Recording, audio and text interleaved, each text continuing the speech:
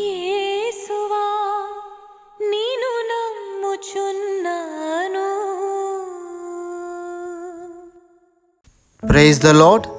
తపస్కాల మొదటి వారంలోని శుక్రవారము. ఈరోజు మన ధ్యానాంశము సఖ్యతయందే నిజ జీవితం. ఈ ధ్యానాంశాన్ని ధ్యానించి ప్రభు యందు వర్ధిల్లుదాం.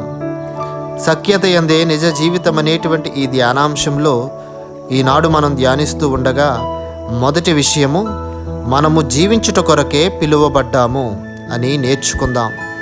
దుష్ట జీవితాన్ని విడిచిపెట్టాలి, దైవ చట్టాలను పాటించాలి, న్యాయసమ్మతమైన పనులు చేయాలి అంటూ ప్రభు యెహెజ్కేలు ప్రవక్త ద్వారా 19వ అధ్యాయము 21వ వచనములో నిత్య జీవితం జీవించాలంటే తప్పక పాటించమని సూచిస్తూ ఉన్నారు.